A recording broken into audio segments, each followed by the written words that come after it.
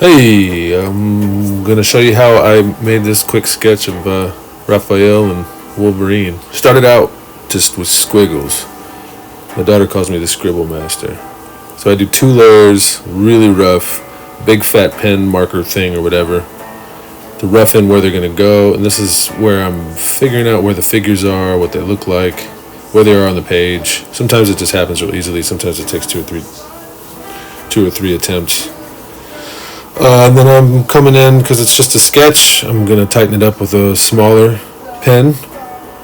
I still use a pretty broad pen for these like pinups, just to keep things loose and kind of block in where the shadows and stuff are going to go. Now this is me blocking in the shadows. I started out blue, but then I thought, you know what, I need to see what it's actually going to look like when it's inked and it's black, so I'm going to have it stay black.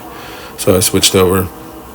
I got a little fine pen. I like to add a little bit of detail in certain places to make it seem like I did more work than I actually did to draw this. So like in his face and like some squiggles and stuff. I've also started smudging a little bit with the new smudging tool that I made on Clip Studio. It's pretty fun. So smushing inks around after you've kind of inked in stuff. I have not drawn a Ninja Turtle in a long time. I remember when I was a kid, I lost a Ninja Turtle drawing contest to some other kid because I drew him with 1 foot facing forward and 1 foot facing to the side, and the kids just couldn't understand how awesome that was, and it destroyed me. So then after that, I really started working on my Ninja Turtles, and I think I got a little better.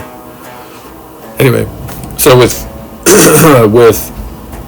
what's his notes, Raph, I doubled the ink layer so that I could go in and smudge the crap out of it and make him have like a tone to his skin, because when you smudge, you're also pushing around the actual ink that you need to keep with solid lines. So I made a second layer, and that's how I was able to get that gray tone on him. This red is me blocking in shadows. I wanted to do dramatic uplighting because it's dramatic, and it's dramatic.